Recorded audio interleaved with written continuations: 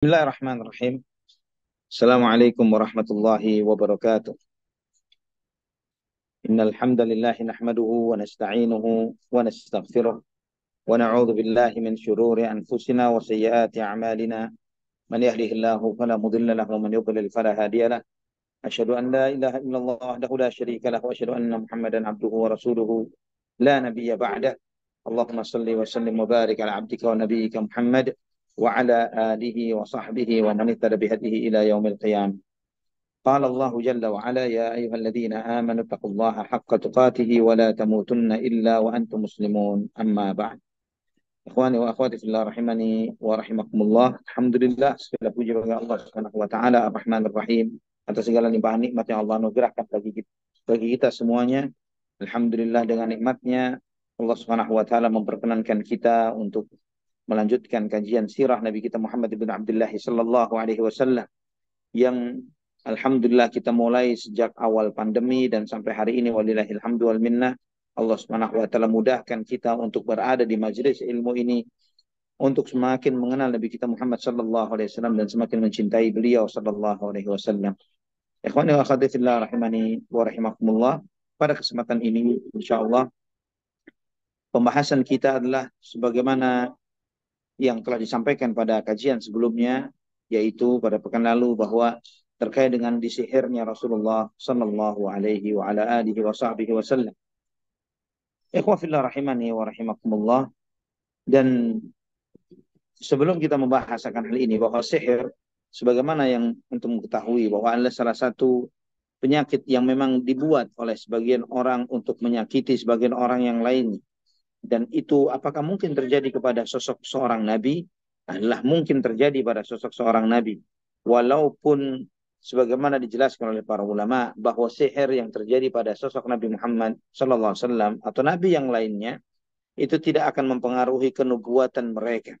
Ya, nanti insyaallah kita akan membahas lebih mendetail terkait dengan hal ini sebagaimana di dalam riwayat-riwayat tentang disihirnya Rasulullah sallallahu alaihi wasallam. Jadi sihir itu berdampak kepada fisik beliau, ya, kepada anggota tubuh beliau sallallahu alaihi wasallam. Namun tidak mempengaruhi hati, tidak mempengaruhi keyakinan atau akal Rasulullah sallallahu alaihi wasallam.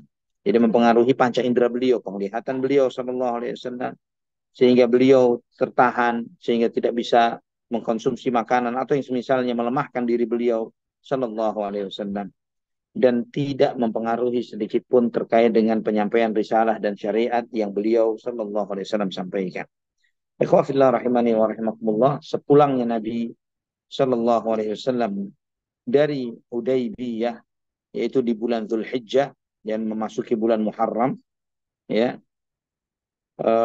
datanglah sebagian tokoh-tokoh Yahudi yang mereka ini, yang sebagian mereka masih tinggal di kota Madinah dengan menampakkan keislaman, namun mereka adalah orang-orang munafik. Ya, mereka menampakkan keislaman, namun mereka adalah orang-orang munafik. Mereka menemui Labid bin A'sam, ya, seorang Yahudi dari Bani Zuraiq, ya, dan dia ini juga menampakkan keislamannya. Ya, dia ini dari kalangan orang-orang munafik. Ikhwafillah rahimani wa rahimakumullah. Orang-orang Yahudi ini mendatangi Labid bin A'sam, ya, dengan harapan agar Labid ini dikenal memang sebagai tukang sihir, ya, dan paling jago sihir. Dan mereka, orang-orang Yahudi, adalah bangsa yang memang mempelajari sihir. Bahkan sampai hari ini pun jejak dari mereka yang mempelajari ilmu sihir ini sangat kuat sekali, sangat kental sekali. Mereka mempercayai mitos-mitos, klinik-klinik, dan yang semisalnya sangat tinggi sekali, termasuk juga tentang kutukan 8 dekade yang saat ini sangat mereka khawatirkan dan takutkan. Itu pun karena keyakinan-keyakinan yang seperti ini. Dan ikhwatal iman rahimani wa rahimakumullah, mereka mendatangi Labid bin A'sam dengan mengatakan, ya Abul A'sam, anta asharu minna, bahwa engkau adalah orang yang paling jago sihir di antara kami, ya. Dan bagaimana Muhammad, kata mereka, ya, mereka mengatakan bahwa Muhammad telah menyihir kita, ya, menyihir laki-laki dan banyak wanita di antara kita, dan kita tidak bisa melakukan apapun. Dan engkau melihat, ya, kata mereka ini, tokoh-tokoh Yahudi ini berkata kepada Labid bin A'sam, engkau melihat bagaimana dampaknya terhadap kita dan bagaimana agama kita yang ditinggalkan karena sihirnya Muhammad. Ya, maksudnya sihirnya Nabi Muhammad adalah tentang syariatnya, tentang agama Nabi Muhammad SAW.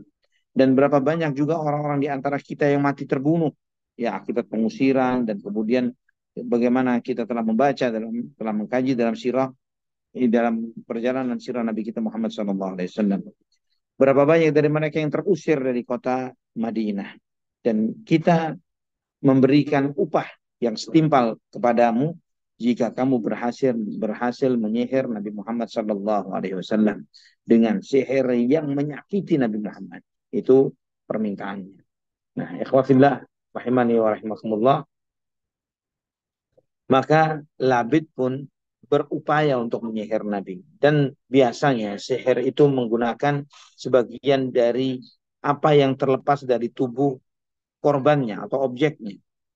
Ya, mereka mencari apa yang terlepas dari tubuh objeknya. Apakah itu kuku, ataukah itu rambut, apakah air liur atau ludah, dan yang semisalnya. Dan yang diambil oleh Labid adalah rontokan rambut Nabi SAW dari sisir beliau. Jadi buangan dari rontokan rambut itu yang dicari, dan kemudian dia membuat uqad, buhul-buhul, ya. Ayakumullah, jazakumullah khair. Dia membuat buhul-buhul itu, dia membacakannya mantra-mantra dan jampi-jampi pada buhul-buhul tersebut untuk menyihir Rasulullah SAW. Kemudian dia letakkan itu di dalam mayang pohon kurma, ya, di dalam mayang pohon kurma ditaruh di dalamnya. Dan setelah itu dia turun ke dalam sebuah sumur, ya, suatu sumur tua, dan meletakkan mayang yang ada rambut Nabi SAW itu di bawah batu yang ada di sumur tersebut.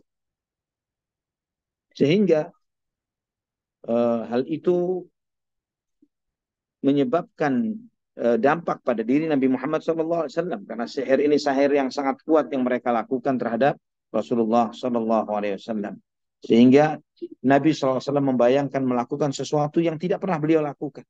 Ya, beliau seperti mendatangi istrinya padahal beliau tidak mendatangi istrinya. Itu di antara dampak sihir yang paling dahsyat yang dialami oleh Rasulullah SAW. Sehingga beliau SAW sangat sakit. Ya, beliau mengalami sakit yang sangat signifikan terhadap diri beliau, dan sehingga beliau tidak bisa mengkonsumsi makan, tidak bisa minum. Ya, beliau merasa sakit sekian lama.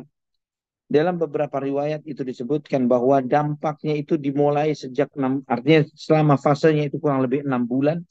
Ya, fase itu dimulai dalam 6 bulan. Namun dampak parahnya itu pada 40 hari terakhir. Ya, 6 bulan proses sihir itu dilakukan oleh Labid bin Asam, sampai pada 40 hari terakhir itu mengalami dampak yang sangat buruk. Ya, dan ikhwafillah rahimani wa rahimakumullah.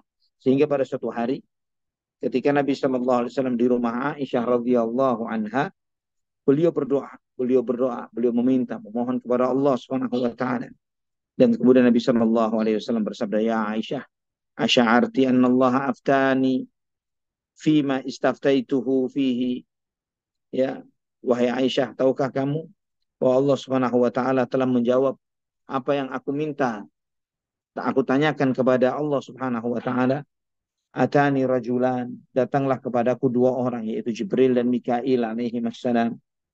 Faqa'ada ahaduhuma 'inda ra'si wal akharu 'inda rijlayya. Yang satu duduk di sisi kepalaku dan satu lagi di sisi kakiku. Faqala ahaduhuma li sahibihi ma waja'ur rajul. Maka salah satu berkata kepada temannya, sakit apa yang dialami oleh orang ini? Apa yang menimpanya? Faqala masbubun. Maka salah satu dari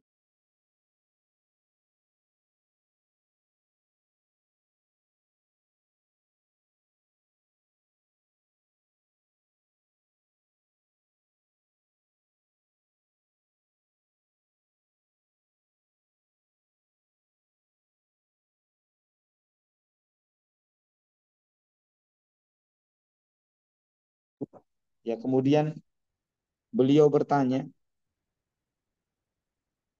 salah seorang itu bertanya kenapa dia, kemudian salah seorang dari kedua malaikat itu menjawab dia disihir, matbub, dia disihir. Kemudian mantabbahu, siapa yang menyihirnya? Labid ibnul A'sam, yang menyihirnya Labid ibnul A'sam. Fi ayyi syai'in, bagaimana dia disihir? Fi mushtin wa musyatatin wa juffi tal'i nakhlatin dzakar. disebutkan bahwa dari sisir dan rontokan rambut Nabi Muhammad SAW yang diletakkan di dalam mayang sebuah kurma. Kemudian lagi malaikat yang satunya menyampaikan lagi, aina huwa, di mana diletakkannya mayang kurma itu yang di dalamnya ada rambut buhul-buhul Nabi Muhammad Sallallahu Alaihi Wasallam. Dikatakan fi bi'ri Dzarwan, ya, di dalam sungai, di dalam sumur Dzarwan. Sehingga Nabi Sallallahu Alaihi Wasallam mengutus dua orang sahabatnya untuk ke sana, yaitu Ali bin Abi Thalib dan Ammar bin Yasir radhiyallahu anhuma, untuk mendatangi sumur tersebut untuk mengambil buhul-buhul itu. Dan memang benar dua sahabat ini menemukannya, ya, dan mendapati buhul itu, ya. Dan ikhwah fillah rahimani wa rahimakumullah, Nabi Shallallahu Alaihi Wasallam ketika mendapatkan buhul-buhul itu dan juga kemudian mengetahui bahwa mendapatkan sumur yang disampaikan, ya, sumur yang disampaikan oleh malaikat ini. Setelah itu Nabi SAW balik menemui Aisyah, dan Nabi SAW bersabda, ya Aisyah, hadhil bi'ru allati urituha ka'anna ma'aha nuqa'atul hinna wa ka'anna nakhlaha ru'usus syayatin. Wahai Aisyah, bahwa sumur yang ditunjukkan kepadaku itu airnya merah seperti tercampur daun pacar, ya, kata Nabi SAW, seperti air yang bercampur dengan daun pacar, dan pohon-pohon kurmanya seperti kepala-kepala syaitan, kata Rasulullah SAW. Kemudian setelah ditemukan sumur itu, ya khawafillah, Nabi SAW memerintahkan supaya sumur itu dikubur, ya, sumur itu supaya dikubur. Dan Aisyah pun bertanya, ya Rasulullah, afalastakhrajtahu, kenapa engkau tidak mengeluarkan buhul itu dari tempatnya? Ya, tidak mengeluarkan buhul itu dari tempatnya. Kemudian Nabi Shallallahu Alaihi Wasallam bersabda, "Qad afani Allahu fakarihtu an uthira 'ala nasi fihi syarran." Ya, kata Nabi Shallallahu Alaihi Wasallam, Allah telah menyembuhkanku dan aku tidak ingin menimbulkan masalah yang lebih besar, ya, ketika itu dikeluarkan. Karena ikhwatan iman rahimani wa rahimakumullah,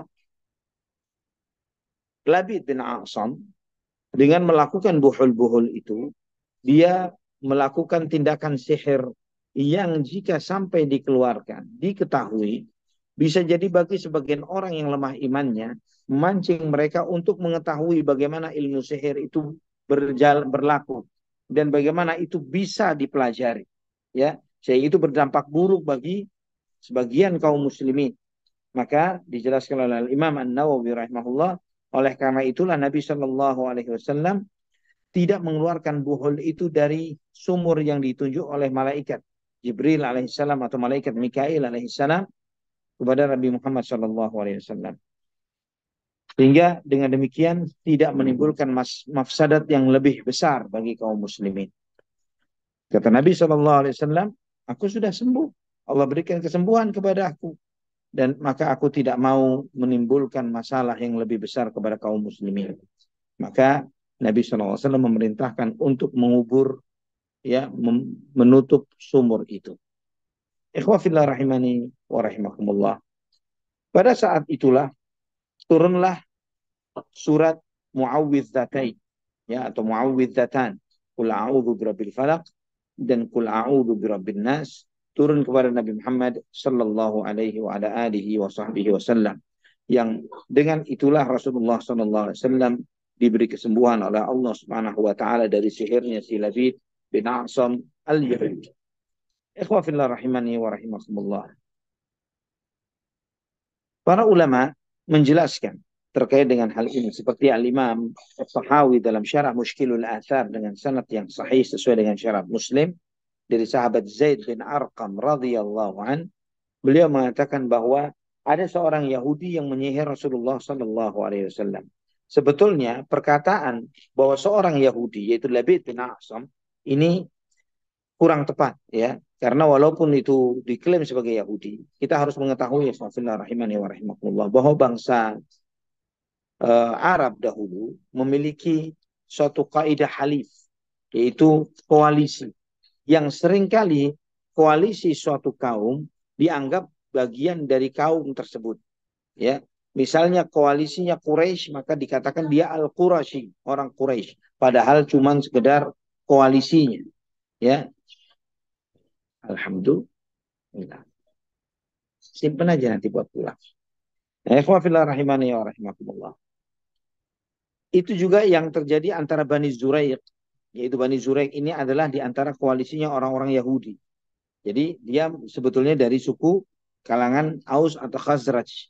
Ya, salah satu dari suku Aus atau Khazraj yang merupakan suku Khazraj yang merupakan bagian dari kalangan sahabat Ansar. Namun Labid ini seorang munafik, ya, dia menyatakan keislamannya dengan cara yang munafik. Dan Labid inilah yang menyihir Rasulullah Sallallahu Alaihi Wasallam, ya, dari Bani Zuraiq dan seorang munafik. Zaid bin Arqam mengatakan bahwa Nabi SAW disihir oleh salah seorang dari kalangan Yahudi sampai beliau sakit. Dan kemudian malaikat Jibril alaihi salam menurunkan firman Allah, yaitu qul a'udzu birabbil falaq min syarri ma khalaq wa min syarri ghasiqin idza waqab wa min syarri naffatsati fil 'uqad wa min syarri hasidin idza hasad. Ya, qul a'udzu birabbil falaq, dan juga qul a'udzu birabbin nas malikin nas ilahin nas min syarril waswasil khannas alladzi yuwaswisu fi sudurin nas minal jinnati wan nas. Yang dua surat ini diturunkan oleh Allah Subhanahu wa taala kepada Nabi Muhammad sallallahu alaihi wasallam sebagai perlindungan dari Allah Subhanahu wa taala kepada beliau sallallahu alaihi wasallam dari segala godaan dan gangguan sihir yang dilakukan oleh Nabi bin Asam ini. Dan ini menunjukkan kepada kita ikhwafillah rahimani wa rahimakumullah bahwa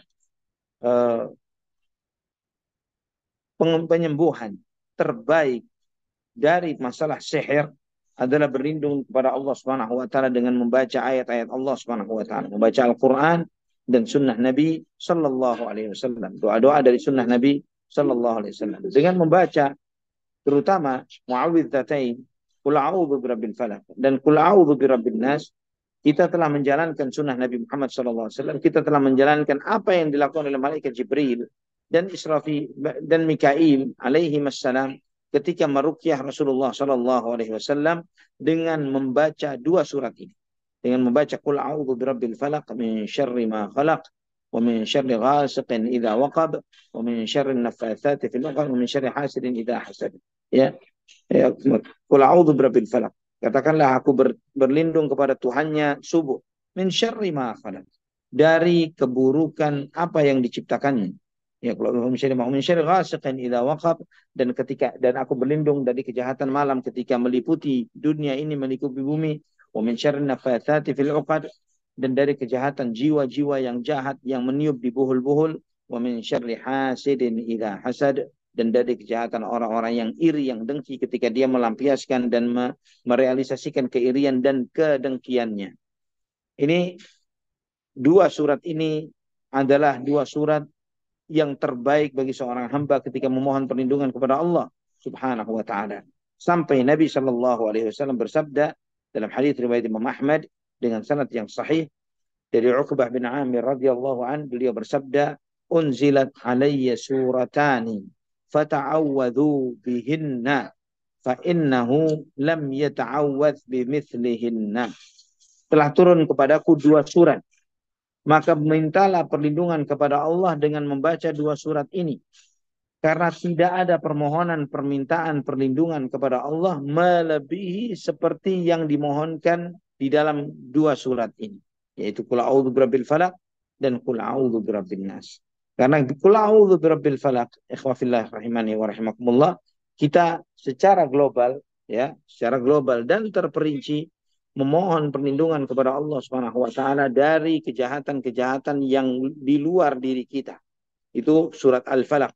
Qul a'udzu birabbil falaq min syarri ma khalaq. Kita berlindung dari kejahatan apa yang diciptakan. Ketika kita berlindung kepada Allah dari segala yang diciptakannya, Tuhannya subuh, ya, yang membelah malam dengan cahaya. Kita berlindung kepada Allah Subhanahu wa taala dari kejahatan seluruh makhluk yang diciptakannya. Yang di antara makhluk itu adalah diri kita sendiri. Nafsu kita, jiwa kita yang buruk. Kita berlindung kepada Allah dari itu semuanya. Ya, dan kemudian dari kejahatan malam ketika menyelimuti bumi, karena memang di waktu malamlah aktivitas segala kejahatan dan keburukan tersebarnya dan beredarnya syaitan adalah di waktu malam. Dan juga di antara kejahatan malam yang lainnya adalah para penjahat, pencuri dan yang lain sebagainya, mereka melakukan segala aktivitasnya di waktu malam. Ya, segala pelaku maksiat hidupnya di waktu malam. Ya, karena jahatnya, karena banyak yang beredarnya kejahatan itu di waktu malam, maka min syarri ghasiqin idza waqab, dan berlindung dari kejahatan malam ketika menyelimuti bumi supaya diselamatkan dari semua kejahatan yang terjadi di waktu malam. Wa min syarri naffatsati fil 'uqad, dan dari kejahatan tukang-tukang sihir yang meniup di buhul-buhul, ya. Ini ikhwah fillah rahimani wa rahimakumullah. Jika tadi berlindung kepada Allah dari kejahatan makhluk secara umum, ini berlindung kepada Allah Subhanahu wa taala dari kejahatan makhluknya secara khusus, yaitu para tukang-tukang sihir, yaitu penjahat-penjahat yang mereka ini melakukan kejahatannya dengan bekerja sama dengan syaitan, ya, dengan bekerja sama dengan syaitan untuk mengganggu hamba-hamba Allah Subhanahu wa taala, untuk memberikan kerusakan kepada manusia. Dan sihir itu benar adanya sebagaimana Allah Subhanahu wa taala sampaikan kisahnya kepada kita di zaman Nabi Musa alaihissalam, dan juga bagaimana itu juga terjadi pada diri Nabi Muhammad SAW sebagaimana dalam kisah ini, dan juga berapa banyak Nabi SAW melakukan penyembuhan terhadap mereka yang terkena sihir ini, dan di antaranya adalah dengan membaca surat Al-Falaq dan kemudian An-Nas. Kemudian Allah menutup surat itu wa min syarri hasidin idza hasad, dan dari kejahatan orang-orang yang iri tatkala dia iri atau dengki. Kenapa disebutkan iri atau dengki itu bagian terakhir dari yang Nabi SAW berlindung darinya? Karena kejahatan orang-orang hasad atau orang-orang iri dan dengki ini lebih dahsyat, lebih mengerikan daripada kejahatan orang-orang yang melakukan sihir. Sehingga para ulama menyebutkan bahwa kejahatan yang dilakukan oleh orang yang hasad atau iri dan dengki, yang dia lakukan di dalam sehari atau semalam atau sejam, itu bisa lebih mengerikan dari apa yang dilakukan oleh seorang tukang sihir di dalam setahun. Ya, saking jahatnya al-hasad, saking jahatnya iri dan dengki. Ini terkait dengan segala kejahatan eksternal yang dikhawatirkan terjadi pada diri seseorang. Ketika Nabi SAW mengajarkan, Allah SWT mengajarkan kepada kita doa ini, maka kita telah berlindung kepada Allah Subhanahu wa taala dari beragam macam keburukan yang berpotensi terjadi pada diri seseorang. Ikhwafillah rahimani wa rahimakumullah. Kemudian surat An-Nas, Qul a'udzu birabbin nas, malikin nas, ilahin nas, min syarril waswasil khannas, alladzi yuwaswisu fi sudurin nas minal jinnati wan nas. Kita berlindung kepada Allah Subhanahu wa taala, yang kita meminta kepada Allah dengan rububiyahnya terhadap manusia, rajanya terhadap manusia, sesembahannya manusia, ya, dari kejahatan yang tidak kelihatan. Dan itu sifat kejahatannya syaitan yang tidak terlihat, ya. Dan dia bahkan bukan cuma tidak terlihat, ya, alladzi yuwaswisu fi sudurin nas, yang itu memberikan waswas di dalam dada manusia. Ini musuh yang sangat berat yang dihadapi oleh kita, adalah musuh yang kita tidak melihatnya namun dia melihat kita. Innahu yarakum huwa wa qabiluhu min haitsu la tarawnahum, bahwa syaitan dan bala tentaranya melihat kalian dari sudut pandang, dari sisi yang kalian tidak bisa melihat mereka.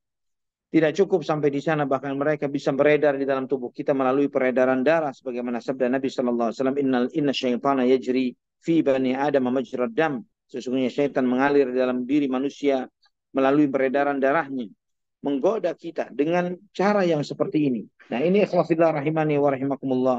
Bagaimana kita menghadapi musuh yang kita tidak melihatnya? Bagaimana kita menghadapi musuh yang kita tidak mengetahui betapa besarnya potensi kejahatan itu pada diri kita? Maka tidak lain dan tidak bukan adalah dengan berlindung kepada yang menguasainya, yang menguasai syaitan, yang menguasai jin dan syaitan dan seluruh alam semesta. Kita berlindung kepada Allah Subhanahu wa taala yang melindungi, yang menguasai itu semuanya, agar Allah melindungi kita dari kejahatan sebagian makhluknya. Min syarri ma khalaq. Ketika kita menyebutkan dalam surat Al-Falaq min syarri ma khalaq, dari kejahatan apa yang diciptakan, ini apapun itu, syaitan, binatang buas, diri kita sendiri bahkan. Namun ketika secara spesifik di surat An-Nas adalah kejahatan yang dia nongkrong di dalam hati kita. Kejahatan itu terus dikembangbiakkan oleh syaitan. Dia menanamkan iri, menanamkan sombong, menanamkan suudzon, menanamkan banyak hal yang menanamkan kebencian, permusuhan, menumbuh kembangkan sifat hasad, sifat marah, ya, sifat emosional, temperamen, sehingga merusak kehidupan seseorang di kehidupan dunia dan juga merusak kehidupan akhiratnya. Maka ikhwafillah rahimani wa rahimakumullah, perlindungan Nabi Muhammad SAW dengan dua surat itu adalah perlindungan yang sangat menyeluruh, ya, dari kejahatan-kejahatan yang berpotensi dari secara eksternal maupun kejahatan-kejahatan yang ada di dalam dada manusia, yang yang setan itu yuwaswisu fi sudurin nas minal jinnati wan nas, yang meniupkan waswas di dalam dada manusia, baik itu dari kalangan jin dan maupun manusia. Ikhwafillah rahimani wa rahimakumullah, dan waswas itu adalah kejahatan yang paling besar yang bisa dilakukan oleh syaitan, karena dia menanamkan bisikan-bisikan di dalam hati manusia untuk memiliki ide-ide dan gagasan-gagasan yang merusak. Ya, karena pertamanya adalah dengan waswas. Waswas itu adalah sebuah bisikan yang diupayakan oleh syaitan untuk terlintas di dalam benak dan pikiran manusia, untuk mengingatkan kepada mereka akan nikmatnya maksiat dan beratnya taat. Itu yang ingin diupayakan oleh syaitan. Nah, ketika pikiran terlintas ini, kemudian kita segera berlindung kepada Allah Subhanahu wa taala darinya, maka kita terlindung. Namun kemudian ketika kita di samping itu kita terus terbawa, kita berlarut menjadi sebuah ide, menjadi sebuah gagasan, sampai berubah menjadi sebuah komitmen. Maka ketika anak sulit siapa? Iya, pelan-pelan mainnya, jangan dekat-dekat ya. Ikhwafillah rahimani wa rahimakumullah. Ketika berubah menjadi sebuah ide dan gagasan, maka setan akan berubah, akan memaksa terus membuat orang itu berkomitmen untuk melakukan maksiat. Maka di sampai setelah dia memiliki komitmen, maka setan akan terus mendorong dia sampai kemudian dia mencari peluang, mencari celah, mencari kesempatan untuk berbuat maksiat dan dosa. Dan setan tidak akan berhenti sampai di situ saja, sampai menjorokkan dan menjerumuskan orang tersebut ke dalam kubangan maksiat dan dosa itu. Maka ikhwafillah rahimani wa rahimakumullah, di dalam surat An-Nas, ya, ini Anda menjelaskan secara singkat terkait dengan kandungan dari surat Al-Falaq dan surat An-Nas, yang ini alhamdulillah tafsirnya cukup banyak, cukup panjang dan cukup mendalam dijelaskan oleh para ulama di dalam kitab-kitab tafsir mereka, supaya kita semuanya memahami, ya, apa perbedaan perlindungan yang kita panjatkan kepada Allah di dalam surat Al-Falaq, yang merupakan permohonan kepada Allah berlindung dari kejahatan-kejahatan yang sifatnya eksternal, dan qul a'udzu birabbin nas, itu berlindung kepada Allah Subhanahu wa taala dari kejahatan-kejahatan yang sifatnya internal yang ada di dalam diri kita. Yang ini tidak kalah dahsyatnya, tidak kalah buruknya, tidak kalah merusak, dampak merusaknya, ya. Pengaruh merusaknya yang cukup besar. Tutupin matanya. Tutupin. Ya, begitu. Ikhwan fillah rahimani wa rahimakumullah. Kemudian di antara apa yang disebutkan bahwa was-was itu adalah ide awal, gagasan setan untuk menggoda manusia. Ketika kita berlindung dari ide awalnya, maka segala peruluk yang bakal terjadi, segala akibat yang terjadi setelah bisikan itu, kita pun berlindung dari hal itu. Ya, kita berlindung dari ide awal seseorang terjerumus ke dalam dosa dan maksiat, agar segala kemungkinan yang terjadi sesudahnya ditutup oleh Allah Subhanahu wa taala. Namun seringkali ikhwafillah, sayangnya sebagian besar kita mengamalkan zikir ini, zikir pagi petang membaca Al-Falaq dan An-Nas, sesudah sholat membaca surat Al-Falaq dan An-Nas, termasuk juga ayat kursi. Namun jarang sekali dari kita membaca ayat-ayat ini dengan hati yang hadir. Ya, seringkali kita membaca ayat-ayat Al-Quran atau doa-doa ini dengan hati kita lalai, hati kita tidak ada di permohonan yang kita mohonkan kepada Allah Subhanahu wa taala, atau perlindungan yang kita mengharap kepada Allah agar Allah melindungi kita dari hal-hal tersebut. Nah, ikhwafillah rahimani wa rahimakumullah. Pertanyaan selanjutnya, ya, terkait dengan nasib Labid bin Asam. Bagaimana nasibnya Labid bin Asam? Apakah dihukum, dikisah oleh Nabi, dibunuh oleh Nabi SAW atau tidak? Ternyata dalam beberapa kitab-kitab sirah, dalam kitab-kitab hadis, sebagaimana juga di dalam Sahih Bukhari, ya, disebutkan bahwa Nabi SAW tidak menegakkan hukum terhadap Labid bin Asam, bahkan tidak membunuhnya. Sebagaimana dalam Sahih Bukhari dari hadis Ibnu Syihab Az-Zuhri, ketika beliau ditanya, "A'ala man sahara min ahli al-ahdi qatlun?" Apakah orang yang menyihir Nabi SAW dibunuh, ya, dijawab oleh Ibn Syihab Az-Zuhri, balaghana anna Rasulullah sallallahu alaihi wasallam qad suni'a lahu dzalik falam yaqtul man sana'ahu wa kana min ahli kitab. Telah sampai kepada kami, kata beliau, bahwa Nabi sallallahu alaihi wasallam disihir dan ternyata pelakunya tidak dibunuh, ya, sedangkan dan dia adalah di antara kalangan ahlul kitab. Maka Ibnu Battal, ya, sebagaimana dikutip oleh Al-Hafidz Ibnu Hajar di dalam Fathul Bari, menjelaskan kenapa tidak dibunuh, ya, tidak ditegakkan hukum terhadap Labid, bahwa dikatakan oleh Ibnu Battal rahimahullah, wa inna ma lam yaqtul an-nabiy sallallahu alaihi wasallam Labid bin al-Asam li'annahu kana la yantaqimu li nafsi, bahwa tidak melakukan Nabi SAW tidak menegakkan hukum terhadap Labid bin al-Asam karena memang di antara yang selalu diberlakukan oleh Nabi SAW terhadap dirinya adalah beliau SAW tidak pernah selalu tidak pernah melakukan pembelaan yang spesifik untuk diri beliau. Ya, sebagaimana dalam hadis-hadis yang sahih yang lainnya banyak disebutkan, kana la yantaqimu li nafsihi, bahwa Nabi SAW tidak pernah balas dendam jika dirinya yang disakiti. Namun beliau selalu membalas jika syariat Allah, agama Allah yang dinodai. Itulah yang menyebabkan Nabi SAW marah. Namun ketika pribadinya disakiti, Nabi SAW tidak pernah membela diri untuk dirinya sendiri.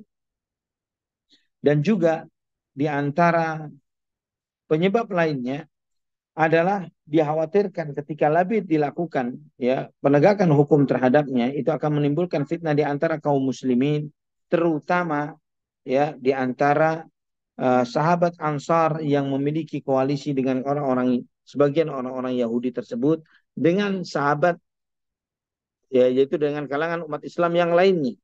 Jadi ini masuk di dalam konteks kenapa Nabi SAW tidak melakukan penghukuman terhadap tokoh-tokoh munafikin. Ya, Abdullah bin Ubay bin Salul tidak ditegakkan hukum terhadapnya. Kenapa tidak ditegakkan hukum terhadap Abdullah bin Ubay bin Salul?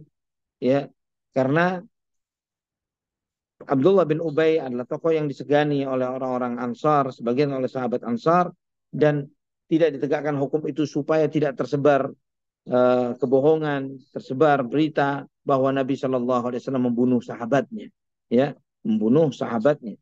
Karena bagaimanapun juga sebagian orang-orang munafik atau keseluruhan orang-orang munafik itu menisbatkan dirinya kepada kaum muslimin atau di antara umat Islam. Nah, ikhwah fillah rahimani wa rahimakumullah, sebelum kita buka sesi soal jawab, saya ingin menyampaikan penjelasan Al-Imam Ibnu Qayyim Al-Jauziyah rahimahullah ketika beliau menjelaskan tentang apa pengobatan terbaik, ya, untuk mengobati penyakit yang disebabkan oleh sihir. Al-Imam Ibnu Qayyim Al-Jauziyah menjelaskan di dalam Zadul Ma'ad, beliau menyampaikan di antara pengobatan yang paling bermanfaat untuk mengobati sihir adalah pengobatan-pengobatan ilahiyah, ya, pengobatan yang datangnya dari Allah Subhanahu wa taala, yaitu berupa zikir-zikir yang dibaca, ayat-ayat Al-Qur'an yang dibaca, doa-doa yang dipanjatkan kepada Allah Subhanahu wa taala dari doa-doa yang diajarkan oleh Rasulullah sallallahu alaihi wasallam.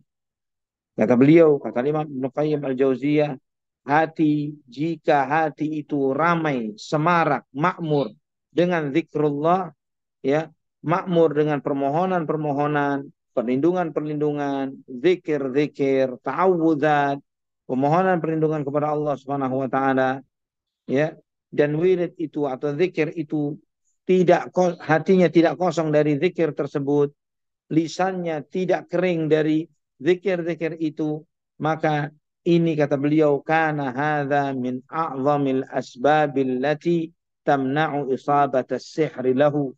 Ini sebab terkuat bagi seorang hamba yang menyebabkan dia tidak terkena sihir. Ya. Dan kata beliau, kata Imam Ibnu Qayyim, wa sultanu ta'thiri sihri huwa fil qulubi dha'ifah. Sihir itu sangat berdampak kepada jiwa-jiwa yang lemah. Ya, maka seringkali yang terkena sihir itu biasanya adalah anak-anak atau wanita atau orang-orang yang jahil. Karena jiwa-jiwa yang buruk inilah atau yang lemah inilah yang mereka tidak bisa persisten atau tahan terhadap serangan-serangan sihir yang dikirimkan oleh para tukang sihir. Juga ikhwatal iman rahimani wa rahimakumullah. Al-Hafidz Ibnu Hajar ketika mengutip perkataan Al-Imam Ibnu Qayyim ini dan menjelaskan bahwa memang sangat mungkin sosok seperti Nabi Muhammad SAW dengan segala kemuliaan beliau, kedudukan beliau, bagaimana ibadah beliau, bagaimana makmurnya hatinya di dalam berzikir kepada Allah Subhanahu wa taala, sangat mungkin bagi sosok yang mulia seperti Nabi Muhammad SAW untuk terkena sihir. Kenapa hal itu mungkin terjadi? Karena pertama Allah Subhanahu wa taala ingin menjelaskan syariatnya. Yang itu menjadi sebab turunnya surat Al-Falaq dan An-Nas adalah hal tersebut. Dan juga untuk menunjukkan besarnya pengaruh surat Al-Falaq dan An-Nas di dalam menangkal sihir yang terjadi pada diri seseorang. Dan juga untuk menunjukkan bahwa Nabi Muhammad SAW adalah basyarun kal basyar. Manusia seperti manusia yang lainnya, ya, bahwa beliau SAW tidak bisa memberi manfaat atau madarat atau menghilangkan madarat dari diri beliau SAW sendiri. Namun itu semuanya terjadi atas kehendak Allah Subhanahu wa taala, bahwa Allah lah al-qawiyul matin, yang maha kuat, yang maha kokoh. Allah lah Subhanahu wa taala yang maha melindungi hamba-hambanya, termasuk yang memberikan perlindungan kepada nabinya Muhammad ibnu Abdullah sallallahu alaihi wa ala alihi wa sahbihi wasallam. Nah, ikhwah fillah rahimani wa rahimakumullah, inilah di antara peristiwa yang terjadi, yaitu di sihirnya Nabi Muhammad sallallahu alaihi wasallam. Dan itu mungkin terjadi secara syar'an, dan riwayat di sihirnya Nabi Muhammad SAW itu sahih sebagaimana di dalam Sahih Bukhari dan yang lainnya, maka tidak ada alasan atau dalih untuk menolak atau mengingkarinya, dan ini tidak bertentangan dengan kemaksuman Nabi Muhammad SAW. Karena kemaksuman itu adalah terjaganya Nabi Muhammad SAW dari hal-hal yang mempengaruhi risalah yang disampaikan oleh Nabi Muhammad SAW. Bukan berarti bahwa Nabi SAW itu maksum, artinya beliau tidak sakit, beliau tidak terkena hal-hal yang buruk terkait dengan pribadi dan diri beliau. Itu semuanya terjadi pada diri Nabi SAW. Namun Nabi maksum di dalam penyampaian wahyu dan risalah. Wallahu ta'ala ala wa alam bisawab. Barakallahu fiikum. Ya,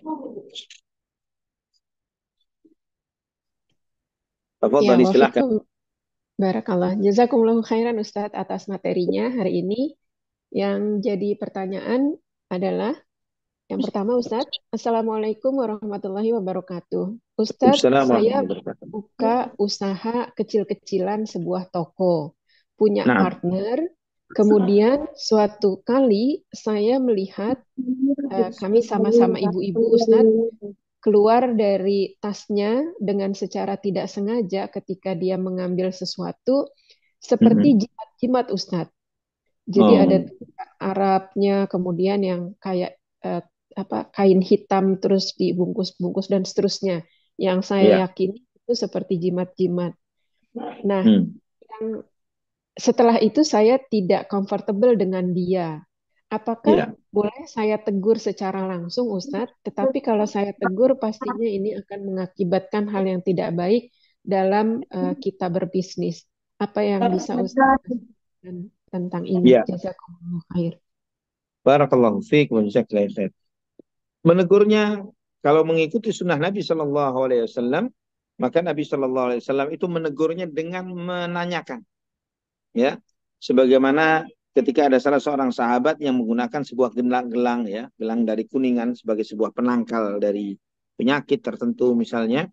Nabi SAW sebelum menegur sahabat itu, Nabi bertanya, "Ma fi yadik?" Apa yang di tanganmu itu? Sahabat itu mengatakan, "Ini penangkal ya Rasulullah, untuk penangkal sakit dan lain sebagainya." Dan Nabi SAW kemudian mengatakan, "Inzi'ha, cabut itu. Karena jika kamu tidak mencabutnya dan kamu mati, sedangkan itu di tanganmu, kamu gak bakal selamat selama-lamanya." Itu kata Nabi SAW. Dan dari sini para ulama mengajarkan kepada kita bahwa mengingkari kesyirikan itu harus, ya, kemungkaran yang berupa kesyirikan terutama adalah sebuah keharusan, sebuah kewajiban. Namun mengingkarinya adalah dengan cara yang ma'ruf dan dengan cara yang hikmah. Bagaimana dengan cara ma'ruf dan hikmah itu? Mungkin pertama kali sebelum anti menegur, mengatakan bahwa ini haram, tidak boleh, ini syirik dan sebagainya, tanyakan dulu, apa itu Bu yang waktu kapan hari saya lihat keluar atau jatuh dari dompet ibu. Apa hal tersebut? Tulisan-tulisan Arab raja-raja itu apa ya? Ya, maka ketika dia mengatakan ini begini dan begitu dan sebagainya, ini adalah jimat, ini penangkal, ini pelindung dari ini dan itu. Sampaikan kepadanya dengan eh, dengan dalil-dalil tauhid. Dan bagaimana dalil-dalil tauhid itu bisa menjadi hujjah yang sangat kuat bagi yang bersangkutan, bagi orang-orang yang mengalami seperti itu, adalah dengan menegaskan dalil-dalil tauhid rububiyah. Ya, artinya begini, coba ditanyakan kepada yang bersangkutan, apa jika misalnya Allah menghendaki ibu celaka, waliyadzubillah, terjadi kecelakaan misalnya, Allah menghendaki seperti itu, dan benda ini penangkal ini ada pada diri ibu. Kehendak siapa yang terjadi? Kehendak benda ini untuk menangkal musibah dan celaka, atau kehendak Allah yang menghendaki untuk terjadinya celaka pada diri seseorang? Maka orang yang masih benar imannya kepada Allah, ya walaupun lemah imannya, dia akan mengatakan bahwa kehendak Allah lah yang pasti terjadi, walaupun sehebat apapun penangkal yang sedang ada di tangannya. Ya, jadi tanyakan hal-hal yang seperti itu. Ya, bagaimana jika Allah Subhanahu wa taala jadi dibenturkan antara jimat dan kemudian ketika dia mengatakan ini cuma sekedar sarana, dia mengatakan ini cuma sekedar sarana saja, saya tidak percaya dengan ini semuanya. Maka sampaikan dua hal. Yang pertama, bahwa Allah Subhanahu wa taala dan Nabi Muhammad SAW tidak pernah menjadikan yang seperti itu sebagai sarana untuk mendapatkan keselamatan dari Allah. Coba tanyakan kapan Allah mengajarkan bahwa dengan menulis raja ini, menulis jimat itu, menulis ini akan mendatangkan keselamatan yang datangnya dari Allah. Allah tidak pernah menjadikan itu sebagai sebuah sarana. Yaitu pertanyaan pertama, kapan itu dijadikan sebagai sebuah sarana oleh Allah Subhanahu wa taala ataupun oleh Rasulullah sallallahu alaihi wasallam untuk mendapatkan hal-hal itu. Ya. Dan kemudian eh, selain itu tidak menjadi sebuah sarana, ya tidak pernah dijadikan sarana oleh Allah Subhanahu wa taala dan Rasulnya, tidak ada perintah, ya tidak ada anjuran, tidak ada motivasi untuk hal tersebut. Maka bagaimana hal yang seperti ini kemudian diyakini sebagai sebuah sarana? Dan pertanyaan kedua yang ditanyakan, kamu percayanya kepada benda-benda ini atau kepada Allah? Ya, kita tanya seperti itu. Ya, kalau dia mengatakan, saya hanya percaya kepada Allah, bukan pada benda-benda ini. Baik, saya minta izin. Boleh tidak? Kalau ingin menguji benarnya tauhid ibu, apakah ibu masih benar tauhidnya, atau tauhidnya mulai terganggu dengan penyakit kesyirikan, yang jika itu yang kedua yang terjadi, bahwa hati ibu terganggu dengan penyakit kesyirikan, maka ibu harus segera bertaubat kepada Allah. Bagaimana caranya? Saya minta izin supaya jimat-jimat itu saya bakar di depan ibu. Ibu ridho tidak? Ya. Kalau jimat-jimat itu misalnya ibu ridho bahwa saya bakar di depan ibu, dan ibu tidak percaya hanya kepada Allah Subhanahu wa taala, percayanya itu adalah cuma sekedar sarana saja, maka itu tidak akan menjadi masalah. Namun ketika saya menawarkan untuk saya bakar dan ternyata ibu ada reaksi tertentu, penolakan, maka itu menunjukkan ibu punya keyakinan tertentu terhadap raja atau jimat-jimat tersebut. Keyakinan kepada selain Allah, dan itu namanya syirik. Wallahu a'lam bishawab. Masya Allah. Ya Ustadz, jazakumullahu khairan. Pertanyaan kedua Ustadz. Nah, Assalamualaikum warahmatullahi wabarakatuh. Ustadz, Assalamualaikum. mohon nasihatnya bila saya punya teman. Kemudian ketika saya ajak kajian, dia bilang seperti ini Ustadz. Kan guru kita sama-sama mengajarkan untuk mencintai Rasulullah SAW. Jadi saya punya kajian, kamu juga punya kajian. Intinya memang tidak ingin diajak. Tetapi makna yang sesungguhnya sebenarnya seperti apa ya Ustadz kalau kita mendengar hal seperti itu? Jazakumullahu khairan atas Ya. nasihat Ustadz. Wallahu a'lam bishawab. Yang bersangkutan itu apakah memang betul seperti yang dia sampaikan secara eksplisit, yaitu memang dia memang menghadiri kajian yang memang tidak anti hadiri, ya. Mungkin dia ngaji dengan ustadz tertentu yang mungkin berbeda dengan ustadz anti, mungkin beliau ngaji dengan misalnya ustadz Firanda Hanjirjah hafizahullah, atau dengan ustadz Syafiq Reza hafizahullah, atau dengan ustadz Arifin Badri hafizahullah, atau dengan asatidah sunnah yang lainnya. Jika eksplisit yang disampaikan adalah itu, maka fajazahullahu khairan, barakallahu fiih. Kepada siapapun dia belajar selama ngaji kepada ustadz-ustadz yang mengajarkan kepada dakwah tauhid dan sunnah ini, maka itu adalah baik.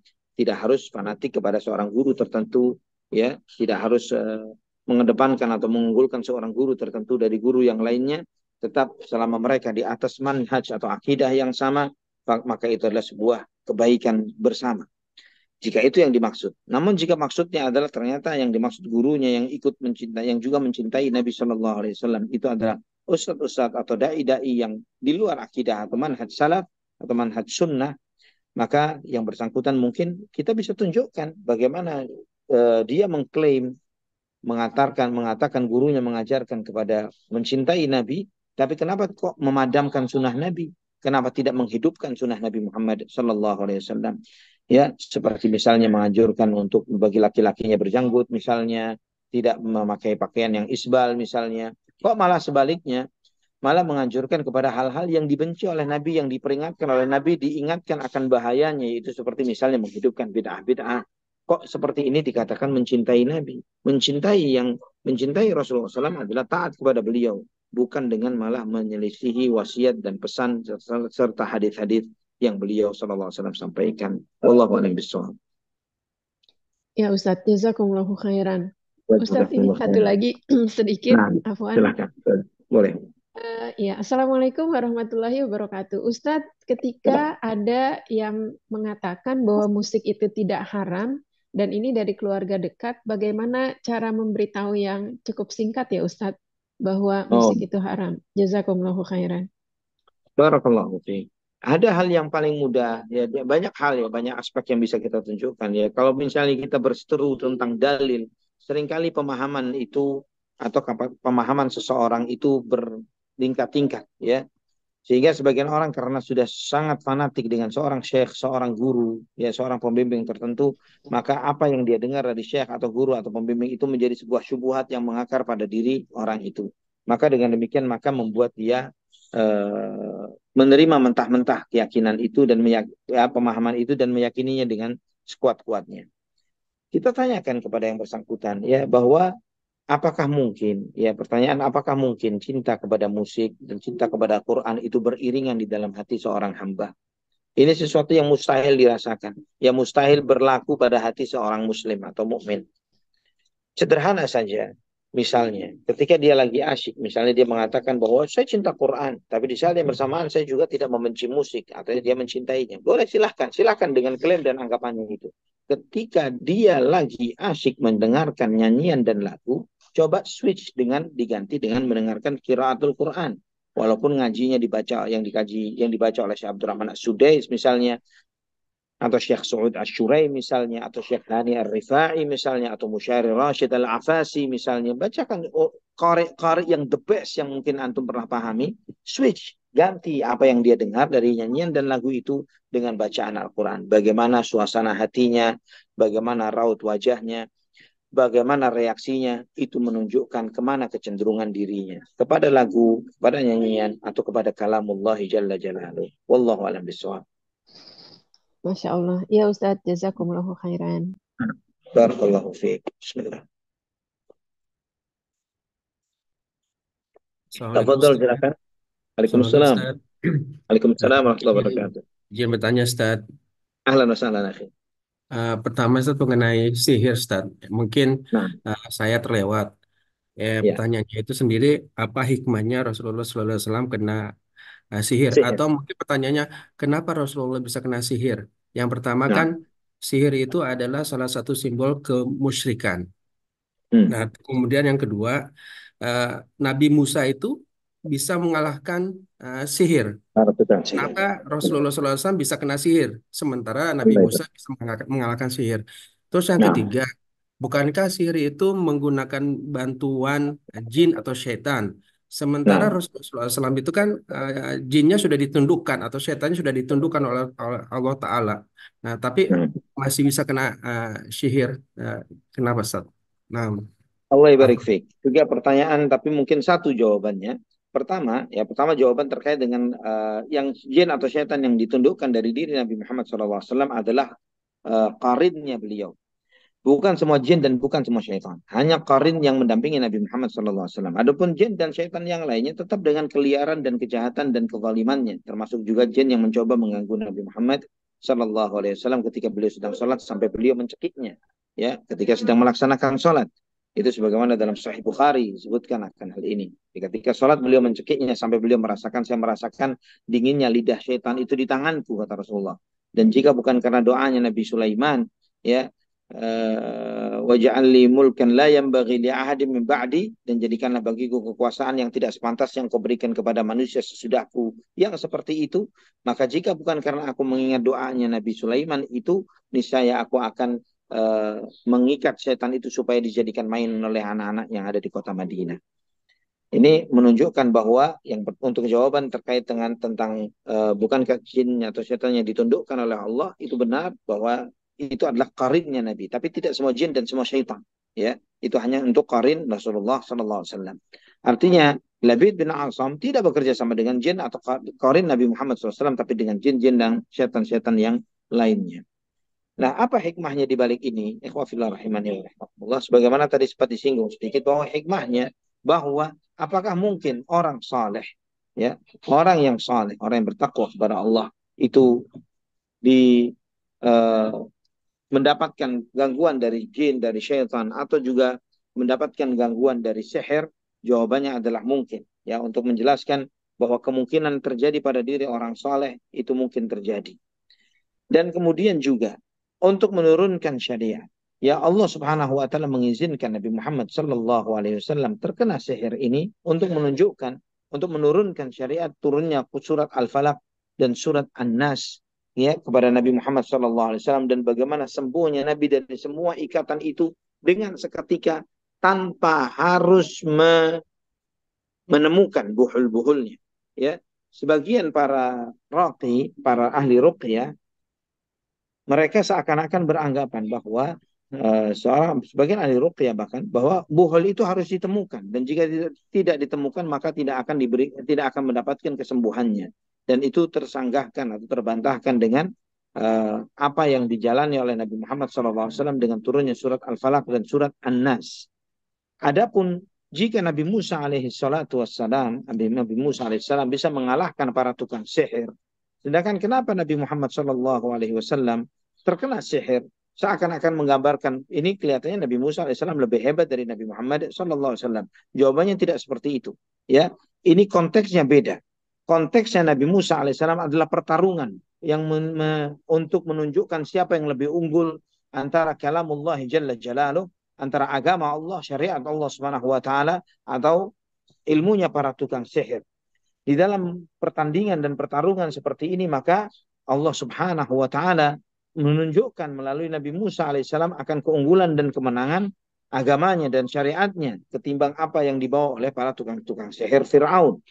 Berbeda dengan apa yang dialami oleh Nabi Muhammad SAW, yang Allah Subhanahu wa taala mengizinkan hal itu terjadi pada diri Nabi Muhammad SAW untuk menurunkan syariat kesembuhan yang tidak hanya berlaku untuk diri beliau SAW, namun untuk seluruh umatnya. Ya, Allah Subhanahu wa taala menurunkan melalui apa yang terjadi, yang sebab turunnya surat Al-Falaq dan surat An-Nas, sebuah syariat yang berlaku sampai akhir zaman selama umat Muhammad SAW berpegang dengan ayat-ayat Allah ini, bahwa segala kejahatan dan keburukan yang dilakukan oleh sebagian makhluk Allah Subhanahu wa taala bisa ditanggapi, bisa dijawab, bisa ditepis dengan permohonan perlindungan kepada yang menguasainya, yaitu kepada Allah Subhanahu wa taala. Maka Nabi SAW telah menegaskan tentang surat Muawwidzatain, ma ta'awwada muta'awwidzun bimithlaihima. Tidaklah seseorang itu memohon perlindungan kepada Allah seperti dengan memohon perlindungan dengan membaca dua surat ini. Wallahu a'lam bishawab. Konteksnya berbeda antara Nabi Musa dan Nabi Muhammad SAW. Barakallahu fiikum. Jazakallahu khairan Ustaz. Wa jazakumullahu khairan. Naam, Ummu Firli, tafadhali. Iya Ustadz, Bismillah. Assalamualaikum warahmatullahi. Waalaikumsalam warahmatullahi wabarakatuh. Sedikit flashback Ustadz ke sirah ini tentang perang Hudaibiyah yang waktu itu Abu Jandal diikat Ya, diikat oleh bapaknya itu ya Ustadz. Terus ya dia betul. kan berteriak meminta tolong, kenapa orang Islam kok membiarkan saya seperti ini? Kurang lebihnya seperti itu ya Ustadz. Akhirnya Nah, Rasulullah betul. hanya untuk sabar seperti itu. Dan Ya, siapa Abu Bakar memberikan isarah mengacungkan pedangnya dengan maksud bunuh itu orang tuamu, seperti itu Ustaz. Iya. Ustaz, sampai sebegitunya gitu. Artinya ada yang meminta tolong tapi tidak segera untuk melakukan sebuah Pertolongan tindakan. itu. Iya, seperti itu Ustaz. Terus yang kedua tentang ini Ustaz, jika ada orang yang selalu dalam keadaan was-was, saya tadi sudah wudhu apa belum, waktu sholat sudah takbiratul ihram dia gugurkan karena merasa sudah wudhu apa belum ya, seperti itu. Apa ini talbis atau juga was-was yang memang potensi dari setan untuk kemaksiatan pada dirinya itu Ustaz? Mohon nasihatnya, barakallahu fiik, jazakallahu khairan. Taufik barakallahu. Na'am.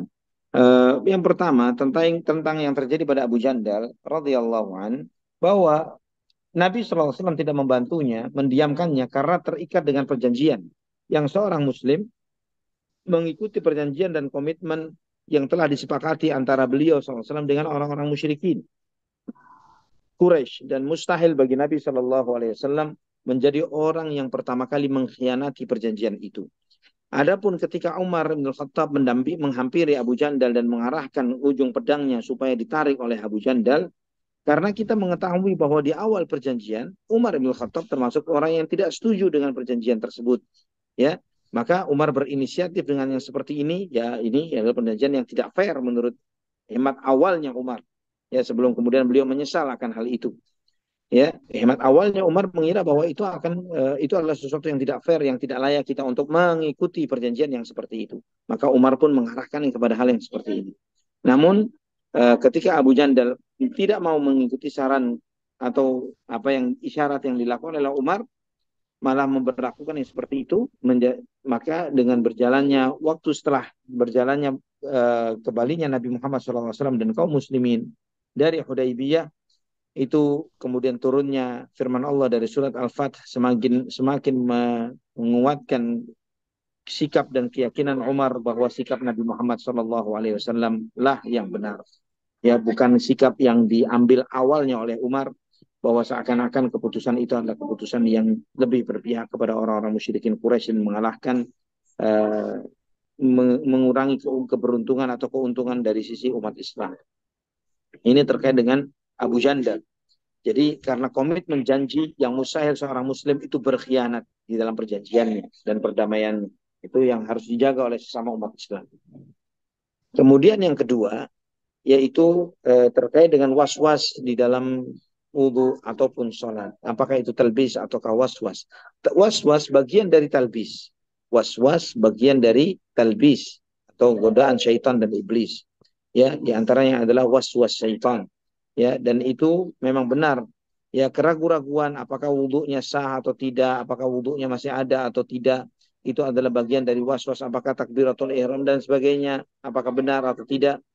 Itu bagian dari was-was syaitan. Dan bagaimana menghilangkan was-was syaitan ini? Was-was itu ditepis dengan memohon perlindungan kepada Allah, itu yang pertama, dan yang kedua adalah dengan ilmu. Ya, bagaimana dengan ilmu? Ya, sebagaimana sabda Nabi SAW, da'ma yaribuka ila ma la yaribuk, dalam hadis yang sahih yang diriwayatkan oleh Imam At-Tirmidzi dan yang lainnya dari Al-Hasan bin Ali radhiyallahu an, tinggalkanlah yang meragukanmu kepada hal yang tidak meragukanmu. Dari situ para ulama mengeluarkan sebuah kaidah, yaitu al-yaqinu la yazulu bisyak, bahwa suatu keyakinan itu tidak bisa dihilangkan karena kebimbangan dan keraguan-raguan. Maksudnya begini, ketika seseorang itu dia bimbang, saya batal nggak ya wudhu saya ya?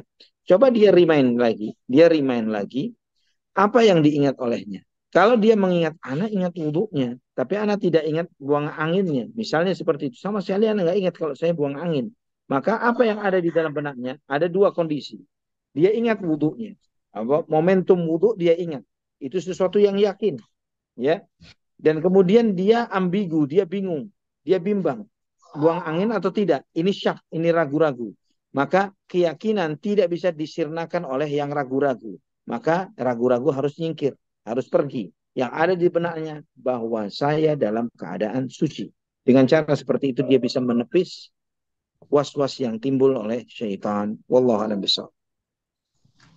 Ya Ustadz, barakallahu fiik, jazakallahu khairan. Wa jazakillahu khair. Silakan Ummu Ammar. Iya Ustadz, ini ada yang bertanya tentang Nah, dibunuhnya tukang sihir. Ketika Rasulullah SAW mengetahui penyihirnya dan tidak dibunuh, tetapi ya. bagaimana kaitannya dengan hadis Rasulullah SAW, bila menjumpai tukang sihir, bunuhlah. Nah, baik. Mohon penjelasannya, Kenapa itu tidak jazakumullah. diberlakukan terhadap Labid bin Asam? Wallahu a'lam bishawab. Pertama, bisa jadi sebabnya adalah yang pertama, telah dijelaskan kenapa Labid tidak dibunuh adalah karena dia dari bagian orang-orang munafikin yang ada di kota Madinah. Jadi penisbatan dirinya kepada umat Islam, bukan kepada orang-orang kafir. Ya, bukan kepada orang-orang kafir yang maka bisa diputusi sebagai seorang harbi atau penyusup yang semisalnya dan yang semisalnya. Karena dia sebagian dari orang-orang munafikin, Nabi SAW tidak ingin menimbulkan kesan di mata orang-orang kafir ya bahwa Muhammad membunuh sahabatnya. Karena itu yang akan menjadi suara yang terus disuarakan oleh orang-orang kafir, bagaimana seorang Muhammad membunuh saudaranya atau membunuh temannya atau membunuh sahabatnya. Itu yang pertama. Dan yang kedua juga bisa jadi sebabnya adalah karena turunnya syariat pembunuh tukang sihir itu terjadi belakangan. Ya, dan hukum itu tidak berlaku surut ke belakang, tapi hukum itu berlaku ke depan. Wallahu a'lam bishawab. Wallahu a'lam bishawab. Iya Ustadz, jazakumullahu khairan Ustadz. Ustadz, ini ada hadis, cuma agak bingung Nah, pemahamannya. Kalau ya, boleh dibacakan Ustadz, ini artinya. ya, silakan. Ya, di sini hadisnya bunyinya seperti ini Ustadz, bahasa Indonesianya. Adam dan Musa pernah bertemu, maka Oh Musa ya, bertanya kepada Adam, "Engkau ya, telah membuat umat manusia menderita dan mengeluarkan mereka dari surga." ya. Maka Adam menjawab, "Engkau Musa yang telah dipilih Allah untuk mengemban risalahnya, dan Dia Hmm, telah memilih dirimu untuk dirinya, serta menurunkan Taurat kepadamu." Benar, hmm, jawab Musa. Kemudian Adam bertanya, "Apakah engkau mendapatkannya? Telah ditetapkan padaku sebelum Dia menciptakan diriku?" Dia menjawab, "Iya." Maka dengan demikian Adam membalas Musa dengan hujahnya.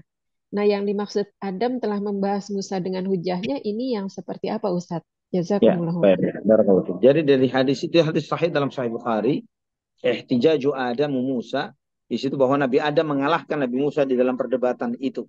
Ya, jadi Nabi Musa alaihissalam mencoba menyalahkan Nabi Adam alaihissalam terkait dengan kesalahan Nabi Adam alaihissalam yang sudah Nabi Adam alaihissalam bertaubat dari kesalahan tersebut. Ya, maka para ulama berdasarkan hadis itu dalam Sahih Bukhari bahwa apakah boleh seseorang berdalih dengan takdir terkait dengan kesalahan yang pernah dia lakukan sebelumnya, namun dia sudah taubat dari kesalahan itu. Misalnya, antum kok bisa-bisanya terjerumus dalam narkoba, tapi orang ini sudah menjadi dai anti narkoba, ya, sudah menjadi dai yang memerangi narkoba, yang dia mengalami seluk-beluk narkoba itu, dan kemudian dia taubat dari sana dan dia menjadi memerangi narkoba sedemikian dahsyatnya. Maka dengan segala effort, segala pengetahuannya, ilmunya, potensinya, dan lain sebagainya. Maka dia menjawab, "Hadza qadarullah masya'a fa'al." Itu takdir Allah. Anak terjerumus dalam hal itu. Alhamdulillah. Kalau bukan karena itu, anak tidak menjadi seperti ini. Ya, ini dia berdalih dengan takdir terkait dengan kesalahan yang dia sudah bertaubat dengannya. Apakah itu boleh? Boleh. Dalilnya adalah tentang peristiwa Nabi Adam dengan Nabi Musa alaihissalam. Dan Nabi Musa alaihissalam mencoba menyalahkan Nabi Adam alaihissalam terkait dengan sesuatu yang sudah ditetapkan oleh Allah Subhanahu wa taala terhadap Nabi Adam sebelum Nabi Adam tercipta. Bukankah Allah berfirman sebelum Nabi Adam tercipta, "Inni ja'ilun fil ardi khalifah." Aku akan menjadikan khalifah di muka bumi. Itu sebelum Nabi Adam ada. Allah telah menentukan bahwa Nabi Adam bakal di muka bumi.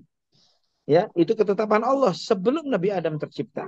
Itu ketetapan Allah. Itu yang dimaksud oleh Nabi Adam alaihissalam. Bagaimana kamu menyalahkanku tentang sesuatu yang sudah pasti terjadi dan pasti ditetapkan oleh Allah bahwa Adam dan keturunannya akan ada di muka bumi. Adapun sebab atau bagaimana hal itu terjadi sehingga terjadinya dengan kesalahan yang dilakukan oleh Nabi Adam sehingga Nabi Adam terbuang dari surga ke muka bumi, itu di luar yang diketahui oleh Nabi Adam dan juga Nabi Musa alaihi wassalatu wassalam. Namun kepastian bahwa manusia akan diturunkan ke muka bumi dengan segala keturunannya telah ditetapkan oleh Allah Subhanahu wa taala sebelum Nabi Adam tercipta. itu bukan sebagai sebuah kesalahan yang dibuat oleh Nabi Adam sehingga menyebabkan dalam tanda kutip kesialan keturunannya. Karena kata khalifah itu adalah generasi yang silih berganti, turun temurun. Inni ja'ilun fil ardi khalifah. Aku menciptakan manusia yang akan turun temurun terjadi lahir di muka bumi. Wallahu a'lam bishawab. Itu yang dimaksud dengan Nabi Adam mengalahkan hujah Nabi Musa alaihissalam. Iya Ustadz, Masya Allah, jazakumullahu khairan Ustadz. Barakallahu fikum. Sudah habis pertanyaannya Ustadz. Masya Allah. Baik, ikhwatillah. Rahimani wa rahimakumullah. Kebetulan anak juga tidak lagi di rumah, lagi di luar rumah. Dan pinjam kantor teman untuk ngisi kajian malam ini. Karena kalau pulang pasti kajiannya bakal libur lagi. Ya, karena masih lumayan waktu setengah jam sampai ke rumah. Walillahilhamd.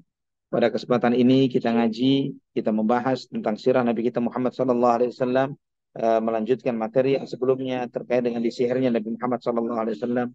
Dan memang banyak kaum rasionalis mencoba mempermasalahkan tentang peristiwa ini. Namun dalil-dalil atau dalih-dalih yang mereka sampaikan adalah dalih-dalih yang lemah, yang tidak berhujjah dengan hujjah yang kuat.